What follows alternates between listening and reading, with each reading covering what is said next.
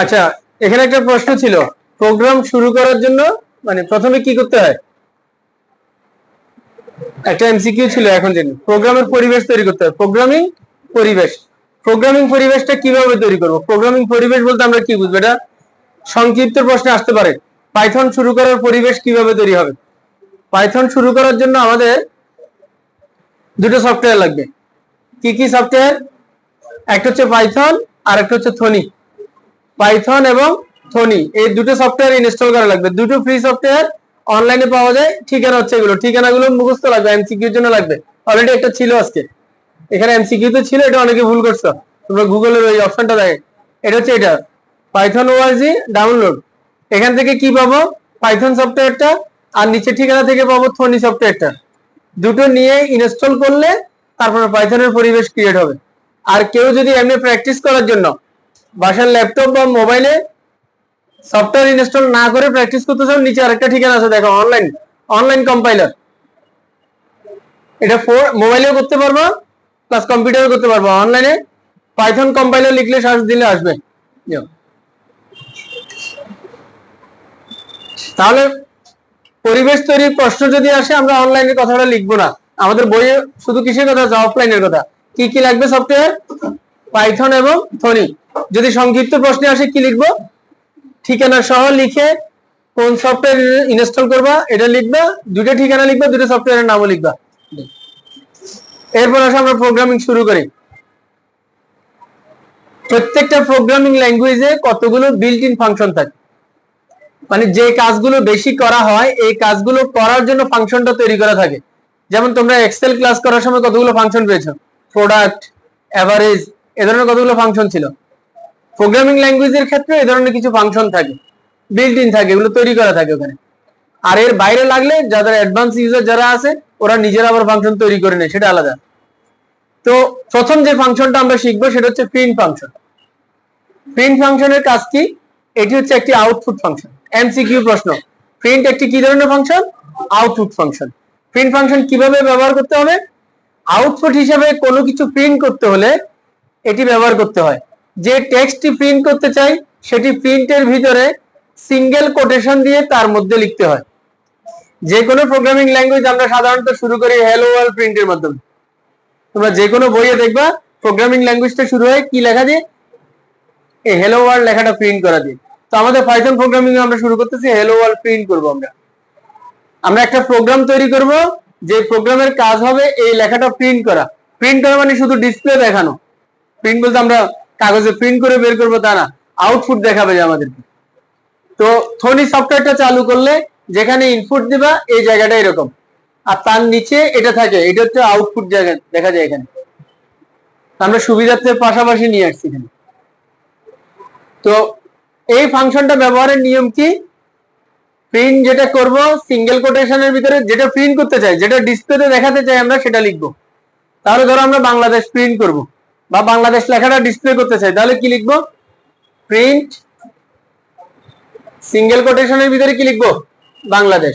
অর্থাৎ এই সিঙ্গেল কোটেশনের ভিতরে তুমি যা লিখবা তুমি যখন রান করবা ওই লেখাটা দেখাবে। রান কিভাবে করতে হয়? এখানে এই বাটনটা, এটাতে প্রেস করলে কম্পাইল এবং রান দুটো একসাথে হবে। প্রথমে কম্পাইল করবে, যদি কোনো প্রোগ্রামে ভুল না থাকে তাহলে আউটপুট দেখাবে। যেমন এই প্রোগ্রামটা আমরা কি নিলাম? Print hello world. তাহলে এটা রান করলে কি দেখাবে? হ্যালো ওয়ার্ল্ড দেখাবে। তাহলে এটা রান করলে হ্যালো ওয়ার্ল্ড দেখাচ্ছে। এখন এখানে এই যে প্রিন্ট আছে, প্রিন্ট বানান যেভাবে আছে এভাবে হতে হবে। তোমার সুন্দর লাগলো, তুমি খাতা লিখতেছো, আমরা জানি সেন্টেন্স কেস প্রথম অক্ষর বড় হাতে দিতে হয়, ওই খুশিতে তুমি প্রথম অক্ষর বড় হাতে দিলা, তাহলে প্রশ্ন ভুল। কারণ গতকাল আমরা পড়ছি সি একটা কি ধরনের ল্যাঙ্গুয়েজ? Case sensitive language. তুমি স্মল লেটারের জায়গায় ক্যাপিটাল লেটারের জায়গায় স্মল লেটার দিলে কাজ করবে না। ঠিক আছে? পরে দ্বিতীয় যে ফাংশনটা সেটার নাম হচ্ছে টাইপ। টাইপ বলতে ডেটা টাইপ। গতকাল আমরা কি কি ডেটা টাইপের নাম শিখেছি? কি কি? Integer, floating number, string, Boolean. এখন আমি একটা ডেটা নিলাম, ওই ডেটাটা কোন টাইপে ইনপুট নিয়েছে সেটা জানার জন্য হচ্ছে এই ফাংশন। অথবা তুমি একটা ডেটা নিয়েছো ইন্টিজার হিসেবে, সেটাকে তুমি ফ্লোটে রূপান্তর করতে চাও তার জন্য টাইপ কাস্টিং বলা হয় এটাকে। এই টাইপ কাস্টিং এর জন্য এটা ফাংশনের নাম কি? Type function. তাহলে টাইপ ফাংশন কেন ব্যবহার হবে? যদি 2 নম্বরের জন্য আসে, ডেটা টাইপ জানার জন্য এবং ডেটা টাইপ পরিবর্তনের জন্য। ডেটা টাইপ জানতে পারবো, ডেটা টাইপ কি করতে পারবো? পরিবর্তন করতে। পরিবর্তন বলতে আমি আমরা গতকাল বলছি আমি একটা 2 নিলাম, এটা ইন্টিজার, আমি এটাকে যদি ফ্লোট আকারে দেখাতে চাই তখন এটা কি আসবে? 2.0। তাহলে এটা ছিল ইন্টিজার, সেটাকে আমরা ফ্লোটে পরিণত করতেছি। এই কাজটা করা হলো টাইপ কাস্টিং করা। এই টাইপ কাস্টিং এর কাজ করে কে? টাইপ। এক্সাম্পলটা দেখো, এটা কি? ভেরিয়েবল। ভেরিয়েবল হিসাবে আমি একটা ডেটা ইনপুট নিলাম, এখন নিচে লিখলাম আমি প্রিন্ট টাইপ মাই ডাটা, অর্থাৎ আমার এই ভেরিয়েবলটার কোন টাইপের ডাটা এটা আমি জানতে চাচ্ছি। এটা প্রিন্ট দেখাবে আমাকে, প্রিন্ট টাইপ মাই ডাটা। এখানে আমার যে ভেরিয়েবলের ডাটা টাইপ আমি জানতে চাচ্ছি সেই ভেরিয়েবলের নাম লিখবো। রান করলাম, তাহলে দেখাচ্ছে কি? প্রথমে আমি একটা ইনপুট দিলাম 3 সংখ্যা, 3 ইনপুট দিলাম, তাহলে সে 3টা দেখাচ্ছে প্রিন্ট মাই ডাটা। আমার এই মাই ডাটাটা প্রিন্টে দেখাচ্ছে। এরপরে দেখাচ্ছে যে আমার ডাটা টাইপটা হচ্ছে কি? ইন্টিজার। আমার 3 হচ্ছে কি ধরনের ডাটা? Integer data. কাছাকাছি একটা স্লাইড আছে, এটা একটু দেখো, একই রকমের স্লাইড, সবকিছু আগের মতো। এখন আমি 20 দিলাম ইনপুট, কিন্তু এখন ডাটা টাইপ দেখাচ্ছি স্ট্রিং।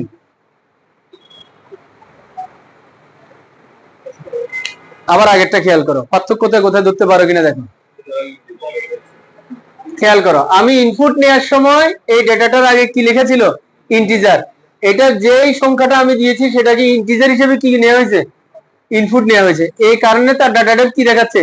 ইন্টিজার। এখানে ইন্টিজার নিলেও আমি এখানে ডাটা কিন্তু ইন্টিজার নিয়েছি, কিন্তু তার ডাটা টাইপ দেখাচ্ছে কি? স্ট্রিং। এখান থেকে একটা এমসিকিউ আছে, পাইথন ইনপুট নেওয়ার সময় ডিফল্ট হিসেবে স্ট্রিং এ ডাটা ইনপুট নেয়। তুমি যে ডাটাই দাও না কেন সেই ডাটাটাকে কি হিসাবে ইনপুট নিবে? স্ট্রিং। স্ট্রিং ছাড়া যদি তুমি অন্য টাইপের নিতে চাও তাহলে তোমাকে ডিফাইন করে দিতে হবে যে তুমি কোন ধরনের ডাটা নিতে চাচ্ছ। ক্লিয়ার ব্যাপারটা? পাইথনে কোনো ডাটা ইনপুট নিলে ডাটা টাইপ যদি ডিফাইন করে দেয়া না হয় তাহলে সে কি হিসেবে ডাটাটাকে ইনপুট নিবে? স্ট্রিং হিসাবে। স্ট্রিং ছাড়া যদি অন্য টাইপের নিতে হয় আমাকে এইভাবে ডাটাটাকে কি করে দিতে হবে? ডিফাইন করে দিতে হবে ডাটা টাইপ। ইনপুটের আগে লিখে দেব কোন ধরনের ডাটা নিতে চাচ্ছি। আমি যদি এখানে ফ্লোট নিই, এখানে কোথায় চেঞ্জ হবে বলো তো? দুটো চেঞ্জ আসবে, কোথায় কোথায় বলো?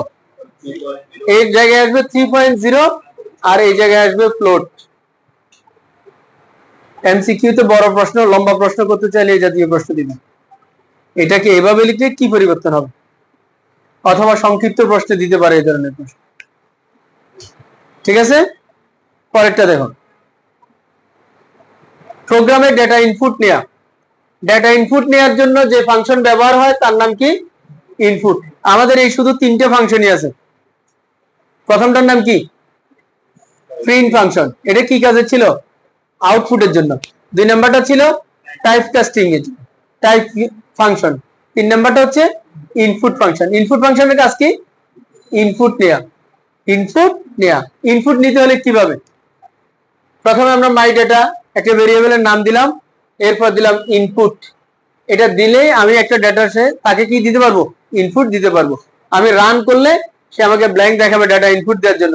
আমি যেটা দিব ডাটাটা সে ইনপুট হিসেবে নিবে। তাহলে ইনপুট নেওয়ার প্রসেস কি? ধরো তুমি একটা ডাটা ইনপুট নিতে চাচ্ছ, তাহলে প্রথম লাইন কি লিখবা? ধরো x হিসেবে আমি একটা ডাটা ইনপুট নিব, তাহলে কি লিখবো? x is equal input.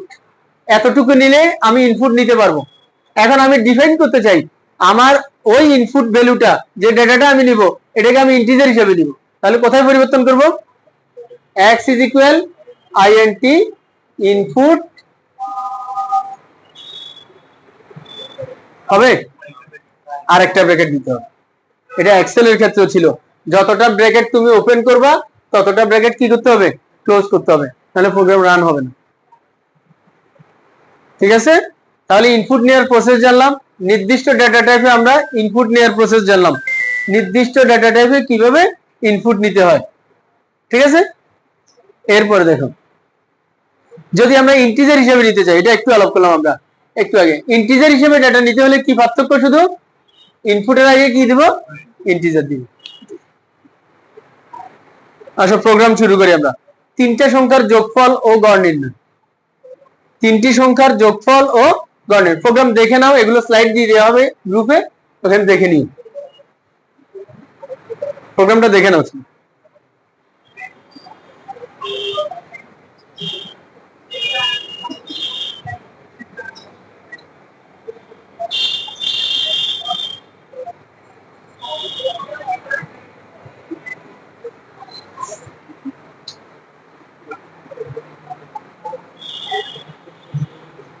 প্রোগ্রামটা কি, তিনটা সংখ্যা আমরা এখানে ইনপুট নিয়ে নেই, ফিক্সড দেয়া আছে তিনটা সংখ্যা, ইনপুট নেওয়া হয়নি কিন্তু। x এর মান 4, y এর মান 7, z এর মান 6 দেয়া আছে। প্রথমে আমরা করলাম আরেকটা চলক নিলাম সাম। চলক মানে আমরা গতকাল ক্লাসে পড়ছি, চলক মানে হচ্ছে আমার একটা বক্স তৈরি করলাম, মেমোরিতে আমি একটা লোকেশন নিলাম, একটা জায়গা নিলাম, ওই জায়গাটার নাম দিলাম কি, সাম। এখন এই বক্সে কে আসবে বলো তো, যোগফলটা আসবে কার, x y z এর কত আসবে, 17। এখন তার মানে সাম এর মান কত, 17। এর পরের লাইনে আমি লিখলাম প্রিন্ট সাম, তাহলে কত প্রিন্ট হবে, 17 প্রিন্ট হবে। দেখো তো প্রোগ্রামে কি প্রিন্ট হচ্ছে, 17 প্রিন্ট হচ্ছে।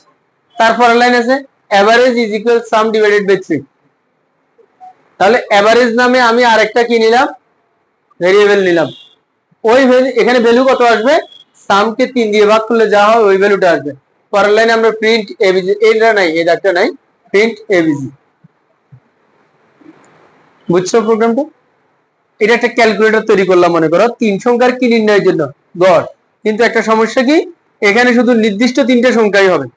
কারণ আমাদের ক্যালকুলেটরে কি এরকম হয় যে নির্দিষ্ট শুধু 4 7 8 6 কে যোগ করবে, বাকিগুলো দিলে হবে না। কেন, এই ক্যালকুলেটর আর ওই ক্যালকুলেটরের মধ্যে পার্থক্য কি, ওইটাতে ইনপুট নিতে হয়, ওটাতে কি নিতে হয়। তো দেখো আমরা ইনপুট নিয়ে কিভাবে ক্যালকুলেটর তৈরি করতে পারি, এটা একটু দেখো। আগের প্রোগ্রামটাই পার্থক্য হচ্ছে, আগেরটাতে নির্দিষ্ট 3টে সংখ্যা যোগ ছিল, আর এটাতে ইউজার তার ইচ্ছে মতো ইনপুট দিবে, সংখ্যা ইনপুট দিবে, সেগুলো যোগ হবে। কেউ ব্যাখ্যা করতে পারবে এটা,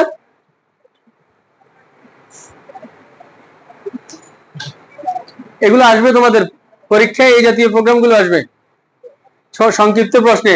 এই কোডটা লিখে দিলে 2 নাম্বার, 1 পৃষ্ঠা লিখতে হবে না। বলো, নাম 1, এটা কি ভেরিয়েবল নিলাম, ইন্টিজার হবে, সেটাকে ইনপুট নিলাম। এন্টার ফার্স্ট নাম্বারটা কি হবে, স্ট্রিং আকারে প্রিন্ট হবে, এটা আমার প্রিন্টে আসবে। দেখো আমরা যদি রান করি, এন্টার ফার্স্ট নাম্বার নামে একটা লেখা আসবে। দ্বিতীয় লাইন একই কাজ, তখন চলকের নাম শুধু কি, নাম 2, তৃতীয় লাইনে নাম 3। প্রোগ্রামটা আমি রান করব, আমি এখানে ক্লিক করলে প্রথমে কি লেখাটা আসবে বলো, প্রথমে লেখা আসবে এতটুকু, এন্টার ফার্স্ট নাম্বার, বাকি জিনিস দেখাবে না, এন্টার ফার্স্ট নাম্বার। তখন আমি আমার কিবোর্ড দিয়ে ইনপুট দিব কত, 32।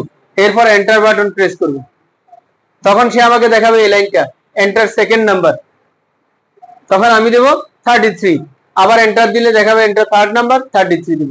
এরপর এন্টার দিলে সে প্রথমে কি কাজ করবে, সামটা বের করবে, 3টে সংখ্যাকে কি করবে, যোগ করবে, যোগ করে উত্তরটা দেখাবে কত, 99 দেখাচ্ছে। এখন আগের যোগ আর এই যোগের মধ্যে পার্থক্য কি দেখো, আগে প্রিন্ট সাম লেখা ছিল, শুধু শুধু সামটা প্রিন্ট করে দিয়েছি। এখন এখানে বাড়তি একটা তথ্য আছে, টোটাল ইজ, টোটাল ইজ এর পরে সাম, মানে সামটা প্রিন্ট করবে, তার আগে একটা কি আছে, কমা। এই কমাটা না দিলে প্রোগ্রামটা রান হবে না, এই ছোট্ট একটা কমা, এটার জন্য কোন একটা ভ্যালু, এই মানটা যদি আমি প্রিন্ট করতে চাই, আমি যদি শুধু প্রিন্ট সাম লিখি, তাহলে সে সাম এখানে প্রিন্ট হয়ে যাবে। কিন্তু আমরা সামটা প্রিন্ট করতে চাচ্ছি এই লেখাটার পরে, তাহলে লেখাটা প্রিন্ট হবে, প্রথমে প্রথমে লেখাটা প্রিন্ট হচ্ছে, এবার লেখাটার পরে ওই সামের ভ্যালুটা প্রিন্ট হবে। তখন আমাকে কি করতে হচ্ছে, লিখার পরে একটা কমা দিয়ে যার ভ্যালুটা প্রিন্ট করতে চাচ্ছি সেটা। এখানে যদি আমি ধরো এখন লিখলাম সাম না লিখে লিখলাম নাম 1, তাহলে কি প্রিন্ট হবে বলো তো? নাম্বার 1 প্রিন্ট হবে। মানে এটা দিলে আমার এই নাম 1 এর যে ইনপুট থাকে ইনপুটটা প্রিন্ট হবে, 32 প্রিন্ট হবে। তারপরে এটাকে এভারেজ বের করলাম, বাকি অংশ আগের মতো। এখানে একই কাজ, কমা দিতে হবে। এরপরে আসো প্রোগ্রামের শর্তের ব্যবহার। প্রত্যেক প্রোগ্রামিং ল্যাঙ্গুয়েজে কন্ডিশনাল স্টেটমেন্টের ব্যবহার আছে। শুধু প্রোগ্রামিং ল্যাঙ্গুয়েজ না, যে কোনো ল্যাঙ্গুয়েজে আছে। তোমরা ইংলিশ গ্রামারেও পড়ছো conditional statement, first conditional, second conditional, third conditional. এখানে একই রকম কন্ডিশনাল স্টেটমেন্ট থাকবে। এটা কেন ব্যবহার হবে? ধরো আমরা একটা রেজাল্ট তৈরি করতে যাচ্ছি, একটা স্টুডেন্ট যদি 33 এর বড় অথবা সমান নাম্বার পায় সে পাস, না হলে সে ফেল। আমরা এইভাবে একটা রেজাল্ট তৈরি করতে যাচ্ছি। অথবা আমরা গ্রেড বের করতে যাচ্ছি, কেউ 80 এর উপরে পাইলে এ প্লাস, 70 এর উপরে পাইলে এ। এই কাজটা করতে হলে আমাদেরকে ব্যবহার করতে হবে কি? Conditional statement. কন্ডিশনাল স্টেটমেন্ট 3টা, এমসিকিউ প্রশ্ন। কন্ডিশনাল স্টেটমেন্ট কয়টা? কি কি? If, if else, elif. এদের মধ্যে পার্থক্য কি? এক্সাম্পল গুলো দেখবো আর স্ট্রাকচারটা দেখবো আমরা, তাহলে পার্থক্য গুলো বুঝতে। ইফ হচ্ছে যদি, শুধু যদি। এখন রেজাল্টের ক্ষেত্রে খেয়াল করো, আর এটা হচ্ছে যদি নতুবা, যদি নতুবা, না হলে। ইফ ধরো আমরা জানতে চাচ্ছি একটা স্টুডেন্টের নাম্বার যদি 33 থেকে বড় হয় তাহলে সে কি? পাস। সে কি? পাস। না হলে? এই না হলে শব্দটা হচ্ছে এলস। এখন তুমি না হলে ব্যবহার না করে যদি দিয়ে কি তার ফেল বের করতে পারবা? পারবো। আবার লিখবো আমি, if mark is less then 33, less then 33, তাহলে সে কি? ফেল। তাহলে দুইবার আমাকে কি ব্যবহার করতে হচ্ছে? ইফ। ইফ এর পাশে এই যে লাইনটা লিখলাম, এই লাইনটাকে বলা হয় কন্ডিশন। এই লাইনটাকে বলা হয় কি? কন্ডিশন। ঠিক আছে, দেখো গঠনগুলো দেখো। প্রথমে আসো ইফ কন্ডিশনের ব্যবহার।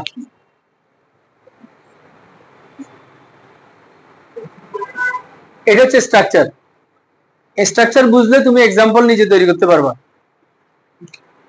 ইফ কন্ডিশন, এরপরে কি আছে? কোলন।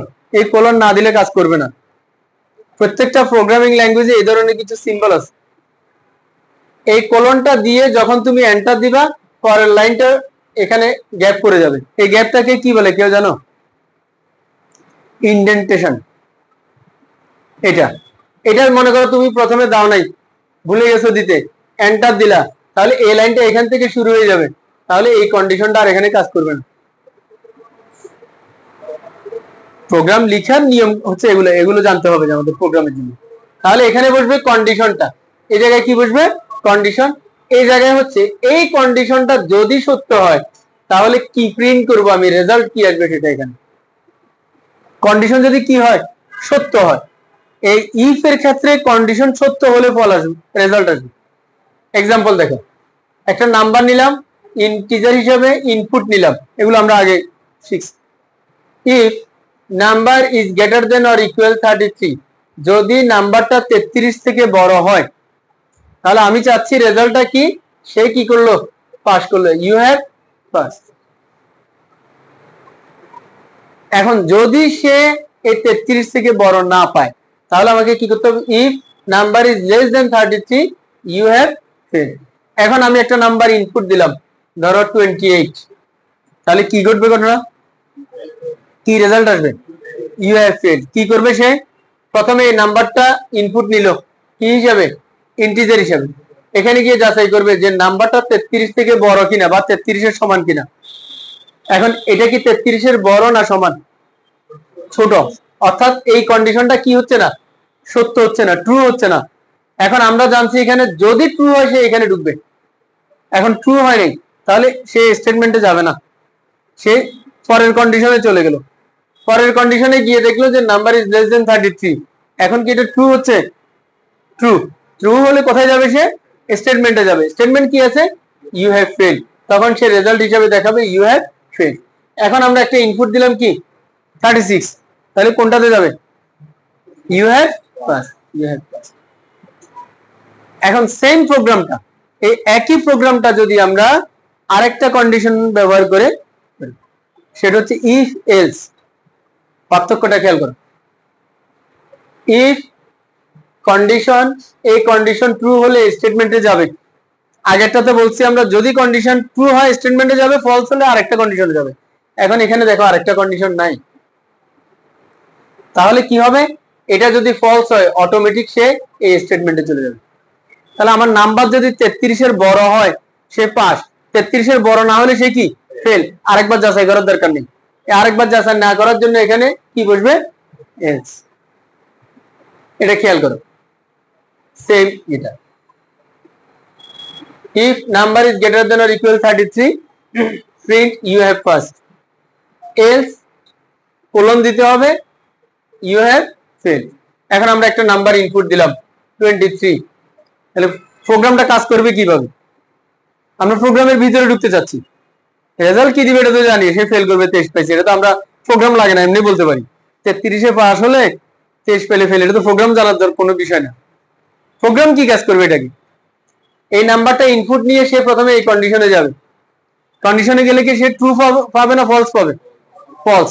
ফলস হলে কি সে স্টেটমেন্টে যাবে না, এখানে ফলস হলে সে পরের স্টেটমেন্ট এলস স্টেটমেন্টে চলে যাবে। এলস এর স্টেটমেন্ট কি? You have. ঠিক আছে কথা? পরে আসো এলিফের ব্যবহার। এলিফ কখন ব্যবহার হবে? যদি একাধিক, একের অধিক কন্ডিশন থাকে। এই এলিফে যেটা আমরা করতেছি এটা পুরোটা আমরা ইফ দিয়ে করতে পারবো। ইফ এলস এরটা ইফ দিয়ে করা যায়, এলিফেরটাও ইফ দিয়ে করা যায়। তোমরা উপরে ক্লাসে গেলে, কলেজে গেলে এটাই আসে প্রশ্নে, সৃজনশীলে এটা আসে। একটা প্রোগ্রাম তারা দিয়ে দিবে ইফ দিয়ে, তোমাকে বলবে যে এটা এলসে নিয়ে যাও, ইফ এলসে নিয়ে যাও। ফর লুপে দেয়া থাকবে, এটাকে হোয়াইল লুপে নিয়ে যাও, এই ধরনের থাকবে। তোমাদের ততটুকুতে যাবে না। এটা হচ্ছে একটা স্টুডেন্টের কোন একটা সাবজেক্টের নাম্বার, সেই নাম্বারটাতে সে কত গ্রেড পেয়েছে সেটা বের করার প্রোগ্রাম। কিভাবে কাজ করবে? ধরো আমি 78 ইনপুট দিলাম, সে প্রথমে কোথায় যাবে? ইফ নাম্বার ইজ গ্রেটার দেন 80, এটা ট্রু না ফলস? ফলস। তাহলে পরেরটাতে যাবে এলিফ, পরেরটাতে গিয়ে দেখলো if number is greater then 70, true না ফলস? ট্রু। ট্রু হলে কোথায় যায়? স্টেটমেন্টে যাবে। স্টেটমেন্টে কি আছে? প্রিন্ট এ। কাকে প্রিন্ট করতে বলছে? এ কে, তাহলে এ প্রিন্ট হয়ে যাচ্ছে। ধরো আমি এভাবে এখানে নাম্বার দিলাম 23, সে কি করবে? এইভাবে একটা একটা করে স্টেটমেন্ট কন্ডিশন সে কি করবে? যাচাই করবে।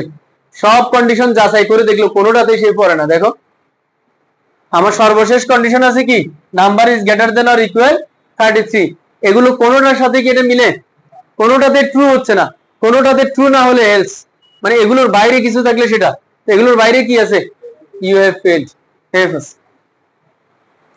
তাহলে এখানে যদি আমরা নাম্বার এখন 23 দিই, রেজাল্টে কি আসবে? এফ আসবে। ঠিক আছে, এবার আসো তোমাদের বইয়ে যে এক্সাম্পল গুলো দেয়া আছে এগুলোর ব্যাখ্যা। এগুলো তোমাদের বইয়ের প্রশ্ন, তোমাদের জন্য ইম্পর্টেন্ট। ইফ ব্যবহার করে বা কন্ডিশনাল স্টেটমেন্ট ব্যবহার করে অনেকগুলো সমস্যার সমাধান করা যায়। প্রথমটা কি? কোন একটি সংখ্যা জোড় না বিজোড় তা নির্ণয়ের প্রোগ্রাম। এগুলো তোমরা কোড লিখে দেখবা, বই পড়ে এই কোড শিখতে পারবা না যতদিন প্র্যাকটিক্যাল না করবা। প্র্যাকটিক্যাল মোবাইলে করো আর কম্পিউটারে করো। কেন? ওই যে বললাম, একটা তুমি খাতায় লিখলে দেখবে এই কোলন তোমার শিখা হবে না। এই কোলন কখন শিখবা? এটা না দিলে যখন প্রোগ্রাম রান হবে না, তখন তুমি নিজে থেকে বুঝে যাবে যে আমার কোলনটা পড়ে নেই, এই জন্য প্রোগ্রাম রান হচ্ছে না।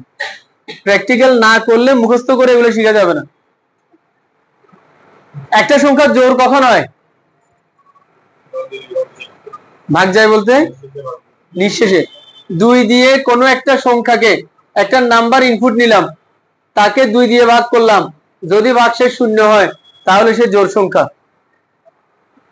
যদি ভাগশেষ 0 না হয় তাহলে কি? এটা এই চিহ্নের নাম কি? গতকাল শিখছি, নট ইকুয়াল। নট ইকুয়াল হলে সে কি সংখ্যা? বিজোড় সংখ্যা। তাহলে প্রোগ্রামে আসো, একটা নাম্বার আমরা ইনপুট নিলাম, ইন্টিজার নাম্বার। প্রথমে যাচাই করলাম number modulo 2 not equal equal 0, তাহলে নাম্বারটা কি হবে? এটা যদি ট্রু হয়, if number is not equal 0, এটা যদি ট্রু হয় কোথায় প্রবেশ করবে সে? স্টেটমেন্টে। তো স্টেটমেন্টে প্রবেশ করলে কি দেখাবে?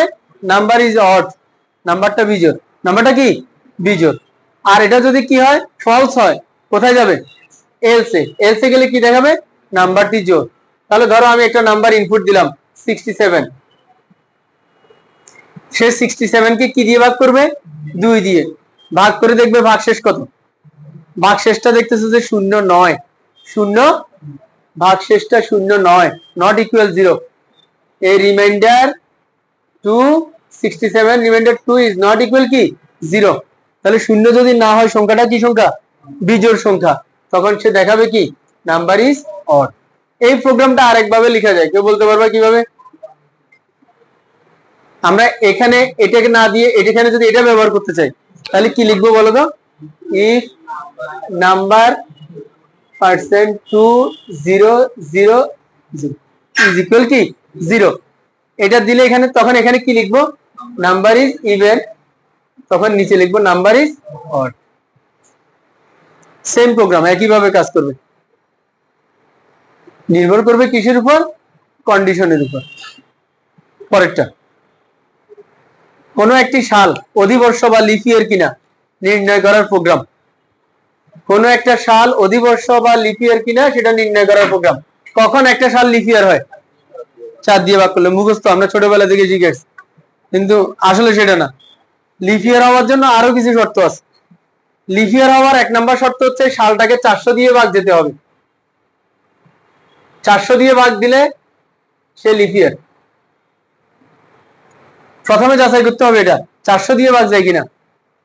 এরপরে সব সংখ্যাকে তো 400 দিয়ে ভাগ যাবে না, এর বাইরেও লিপ ইয়ার থাকতে পারে। সেই লিপ ইয়ারটা কখন হবে? যদি সালটাকে 100 দিয়ে ভাগ করলে 0 না হয়, বাক্সে 0 না হয়, এবং ওই সালটাকে কি দিয়ে ভাগ করলে? 4 দিয়ে ভাগ করলে 0 হয়। তাহলে শর্ত 2টা, এখানে শর্ত 3টা না। শর্ত কয়টা? 2টা। মাঝখানে অর আছে, খেয়াল করো, মাঝখানে একটা কি আছে? অর আছে। এখানে আছে এন্ড, মানে এই দুটো মিলে একটা শর্ত, আর এটা আলাদা একটা শর্ত। প্রথম শর্ত কি? 400 দিয়ে ভাগ যেতে হবে নিঃশেষে, তাহলে সে লিপ ইয়ার। অথবা এটা যদি না হয়, অথবা এই দুইটা মানতে হবে তাকে। 100 দিয়ে ভাগ গেলে নিঃশেষে ভাগ যাবে না, কিন্তু 4 দিয়ে ভাগ করলে নিঃশেষে ভাগ যাবে। তখন সালটাকে কি বলা যাবে? লিপ ইয়ার। তাহলে এখানে কন্ডিশনটা অনেক বড়। লিপ ইয়ারের কন্ডিশন কোনটি? এমসিকিউ প্রশ্ন, পুরো লাইন মুখস্থ থাকতে হবে। হ্যাঁ, ব্র্যাকেট ডবল ডবল, অরের পর ব্র্যাকেট আছে তো, এখানে একটা ব্র্যাকেট দিতে হবে, এখানে একটা ব্র্যাকেট দিলে এখানে আরেকটা ব্র্যাকেট দিতে হবে। তখন এই কারণে এটা দেয় নাই। এদিকে ব্র্যাকেট, ওপেনিং ব্র্যাকেট কয়টা? 2টা, ক্লোজিং এ কয়টা আছে? 2টা। তুমি চাইলে আরো ব্র্যাকেট ব্যবহার করতে পারবা, যতটা ওপেন করবা ঠিক ততটা ক্লোজ করলে হবে। এই কন্ডিশন মুখস্থ রাখবা, এমসিকিউ প্রশ্ন। Here modulo 400 is equal 0, or 100 দিয়ে ভাগ করলে কি হবে না? 0 হবে না, কিন্তু 4 দিয়ে ভাগ করলে 0 হবে। তাহলে তখন সালটা কি হবে? এটা যদি ট্রু হয় সালটা লিপ ইয়ার, এলস সালটা কি নয়? লিপ ইয়ার নয়। পরের প্রোগ্রাম, কোন একটি সংখ্যা ধনাত্মক, ঋণাত্মক, শূন্য কিনা তা যাচাই করা। কয়টা কন্ডিশন? কন্ডিশন কয়টা? 3টা। কি কি? নাম্বারটা 0 কিনা, নাম্বারটা 0 থেকে বড় কিনা, নাম্বারটা 0 থেকে ছোট কিনা। এগুলো তোমরা এদের মতো করা লাগবে না, নিজে বের করতে পারবা। এখানে কি দিয়ে করছে? If, elif, else. তুমি 3টে ইফ দিয়ে করতে পারবা। If number is equal 0, print 0। If number is greater than 0, print positive. If number is less than 0, print negative. তাহলে 3টে ইফ দিয়ে হয়ে গেল। আর যদি এলিফ দিয়ে ব্যবহার করি, ইফ, এখানে প্রথমে তারা কি যাচাই করছে? পজিটিভ।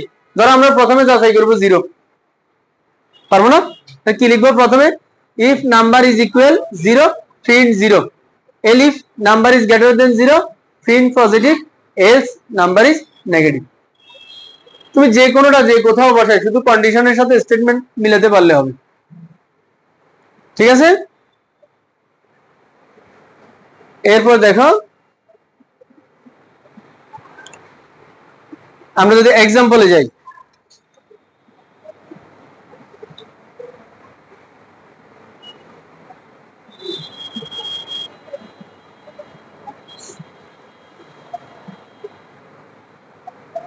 এটা জোর বিজোরের প্রোগ্রামটা, কোন একটি নাম্বার জোর বিজোর কিনা।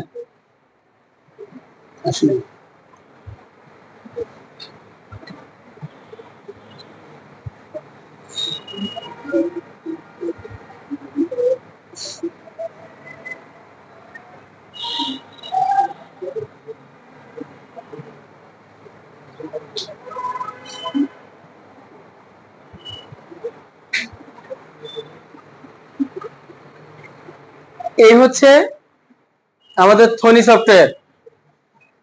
তো থনি সফটওয়্যার ইনপুট আর আউটপুট আমরা আগে স্ক্রিনশট নিয়ে আলাদা করে দেখানো, এটা একসাথে, এটা ইনপুট অংশ, এটা কি আউটপুট অংশ। এখানে কোডটা লিখলাম আমরা জোর বিজোরের কোডটা। তো ধরো আমরা প্রোগ্রামটা রান করলাম, কি বলতো আউটপুটে কি আসলো, এন্টার ইউর নাম্বার। তো আমরা একটা নাম্বার দিলাম 45, এন্টার দিলাম, তাহলে কি দেখাচ্ছে 45 ইজ অড নাম্বার। তাহলে আমরা যে নাম্বার দিব নাম্বারটা জোড় না বিজোড় সেটা দেখাবে। ঠিক আছে, এখন ধরো তোমাদের বইয়ের বাইরে প্রোগ্রাম দিল, তোমাদের একটা আয়তক্ষেত্রের ক্ষেত্রফল নির্ণয়। প্রথমে স্ট্রাকচার প্রোগ্রামিং এর আরো দুটো বিষয় আছে, তোমাদের বইয়ে আসে না এগুলো, কলেজে গেলে বাবা, সেটা হচ্ছে অ্যালগরিদম ও ফ্লোচার্ট। একটা প্রোগ্রাম করতে হলে তোমরা 6-7 যারা নতুন বই মাঝখানে যদি পেয়ে থাকো, 8-9 এর নতুন বই ওইখানে ছিল, তোমরা তো পাওয়ার কথা। নতুন বইটা পাও না আইসিটি, ওইটাতে অ্যালগরিদম ফ্লোচার্ট ছিল। প্রোগ্রাম করার আগে অ্যালগরিদম ফ্লোচার্ট করতে হয়, মানে প্রোগ্রামটা কিভাবে কাজ করে তার ওয়ার্কিং প্রসেসটা ওইভাবে দেখা, ছবি এঁকে দেখাতে হয়। ধরো আমরা এখন একটা প্রোগ্রাম করব, সেটা দিয়ে আয়তক্ষেত্রের ক্ষেত্রফল নির্ণয় করা যায়। কি করতে হবে বলো তো? আয়তক্ষেত্রের ক্ষেত্রফল কি, দৈর্ঘ্য গুণ প্রস্থ। তো আমাদের ইনপুট নিতে হবে কয়টা, দুইটা, কি কি, লেন্থ আর ব্রেডথ, অথবা আমরা ধরো এক্স আর ওয়াই দিয়ে ধরলাম। তো আমি লিখলাম x is equal int input, আর তার ফ্লোট ধরলাম, ফ্লোট ইনপুট আর কিছু দিলাম না। তাহলে এক্স হিসেবে আমি দৈর্ঘ্যকে নিলাম। ওইটা যদি লিখতে চাই, এই জায়গায় আমি সিঙ্গেল কোটেশন দিয়ে enter the value of x, enter length, তোমার ইচ্ছা তুমি যাই লিখে দিবে, এটার প্রিন্ট দেখাবে। এরপর ওয়াই নিলাম, সেটাও ফ্লোট নিলাম, ইনপুট, তাহলে এক্স আর ওয়াই কি নিলাম, ইনপুট। এবার ধরো আমরা ক্ষেত্রফলটাকে কি দিলাম, জেড দিলাম, জেড ইজ ইকুয়াল কি লিখবো, এক্স স্টার ওয়াই। এবার ক্ষেত্রফলটার রেজাল্ট দেখাতে যাচ্ছি, কি লিখবো, প্রিন্ট জেড। তাহলে আয়তক্ষেত্রের ক্ষেত্রফল নির্ণয়। এটা রান করলে কি দেখাবে বলো তো, কিছু দেখাবে না, কার্সর লাভ হবে। তারপর আমরা একটা মান দিব, মনে করো আমি দিলাম 3, এন্টার দিলাম, আবার খালি অংশ আসবে, আবার একটা মান দিলাম 2, তখন এন্টার দিলে সেই উত্তর হিসেবে আমাকে দেখাবে কত, 6। আর যদি কিছু দেখাতে হয় আমাকে এই জায়গায় লিখতে হবে কি দেখাতে চাচ্ছি, এরকম যে টেক্সটটা লিখবো সেই টেক্সটটা দেখাবে।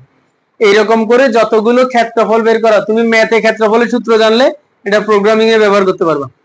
ক্ষেত্রফলের সূত্র জানলে হবে, ত্রিভুজের ক্ষেত্রফল, সমবাহু ত্রিভুজ, সমদ্বিবাহু, বিষমবাহু, সামান্তরিক, বর্গ, সবকিছুর ক্ষেত্রফলের প্রোগ্রাম করতে পারবো। ঠিক আছে, মোবাইল ধরে কতক্ষণ এই যে রিলস আর ইয়ে না দেখে, হ্যাঁ, অনলাইনে বসে এটা করতে পারো, প্রোগ্রাম গুলো লিখে দেখতে পারো, কাজে আসবে।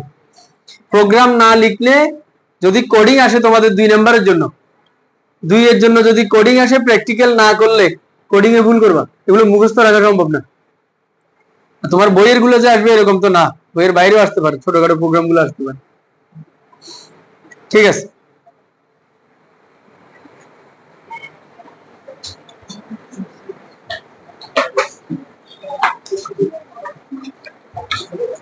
হুম